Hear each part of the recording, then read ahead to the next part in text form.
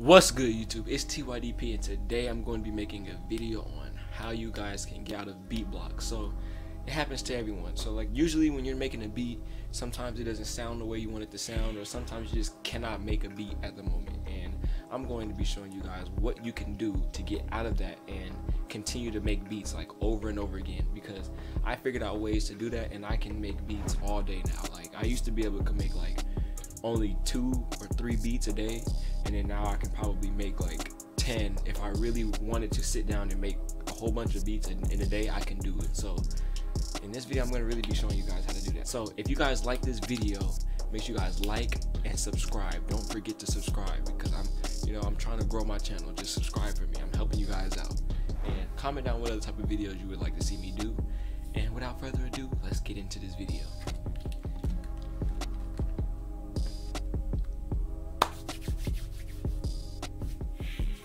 So look, usually the first thing that I would do is, like, this is for me, like, this is me, right? When I have beat block, and usually like when I can't make a melody or something, because that's usually what like stops you from doing it, because it's like discouraging when you can't make a melody that sounds good to you. The first thing that I suggest to do is finding a loop. Like, it could be any loop. This is what I would do. Like, if you have a drum kit with a loop in it or whatever, just use that and kind of like see how far your creativity could go, because there's so many things that you could do with a loop. So like, just play around with it. Like, this is the loop that I have.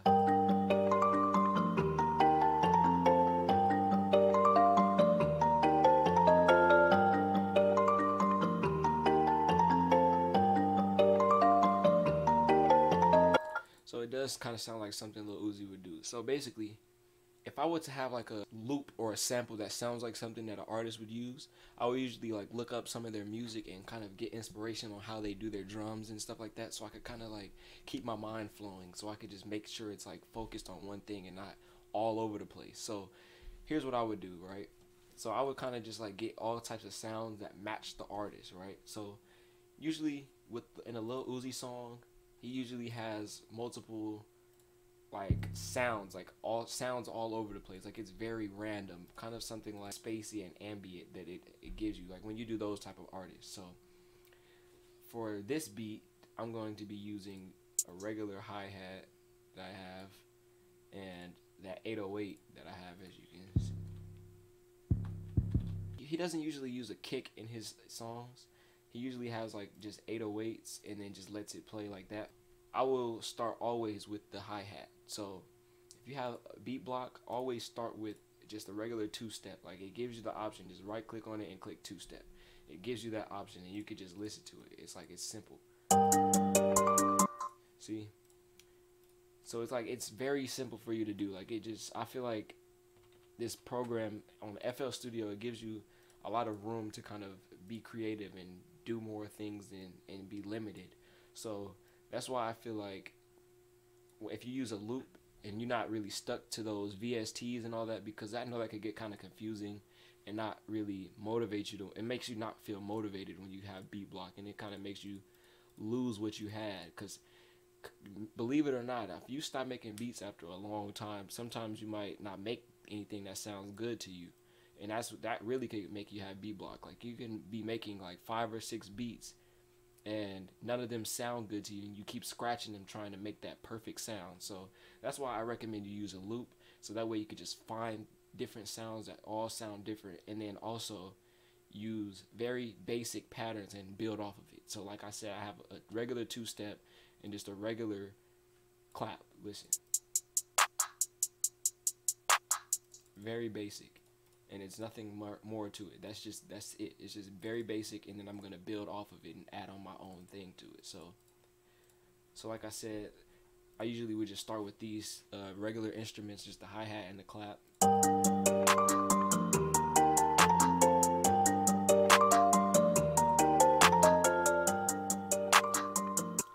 Just mess around with that, and then also you can also mess around with EQ, like EQing the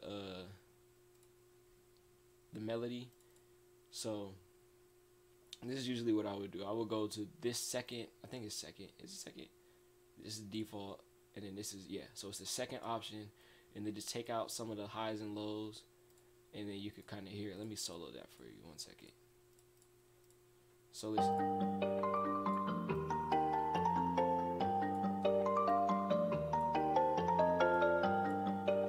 It makes a difference. It kind of makes it sound different, and not so makes it sound a little bit more unique, you know. I'm just giving things that you could do. Also, mess with the sound effects. So, cause maybe sometimes the best beats happen by accident. That's usually what happens to me. The best beats that I make are by accident. The next thing that I would say is to be creative with the 808 pattern. So, what I would do is I usually go to the second channel, and then I play around with the sounds. I usually do this. I usually mute the like when I have like beat block and I'm struggling on making a beat, I usually solo just the melody by itself, and then turn on the metronome, and then I play it out by hand and not typing it in the MIDI. So I'm gonna show you how I usually do it. He kind of has like a jumpy 808 pattern to kind of keep it hype. So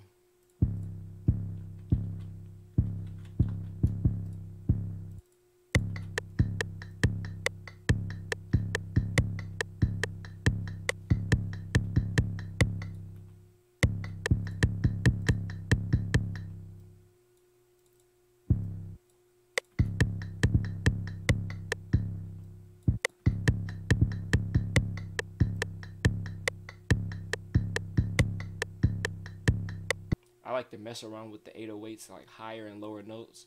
So I will usually do something like this. Like just play with it.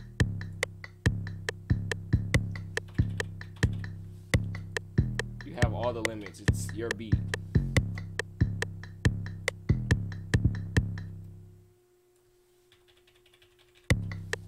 However you want it to sound, that's how you can make it sound. Nobody has the exact way I'm making a beat.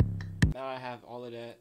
It usually just comes down to like just building around everything. That's usually how I do it. I just get out of it by just having a simple pattern and just building off of it.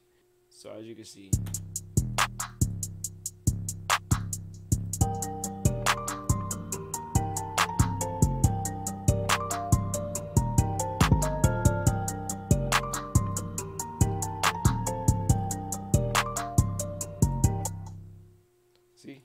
it sounds actually like it's getting to like a little Uzi beat. Like it actually doesn't sound bad at all. You see, it's like I did that in like a couple minutes. I made a very simple beat, and then it sounds decent. Like it actually sounds decent, and like that could be motivation, like for you to make something simple so quick, and it can get you out of your beat block and keep your mind flowing. Like, because once you hear how simple it is, you be like, oh, I want to add that, I want to add that. So it's like, that's why I feel like if you use a loop to kind of get you started, that's the best way that you can get out of beat block, so you don't focus so much on making that melody. Like, yes, of course it's good to make melodies on your own, but this, I feel like, it's a good way.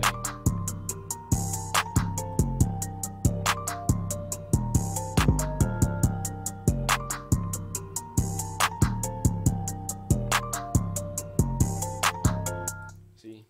So I feel like you guys should take my tips. That's all that I have for this video. If you guys want more tips, if you have a more specific problem that you guys are having, just let me know in the comments below, and then I'll make sure to address that in another video. But that's all I have for this video. I hope you guys are able to get out of B block if you guys do have B block. But yeah, that's all I have for this video. Thanks for watching. It's TYDP, and I'm out.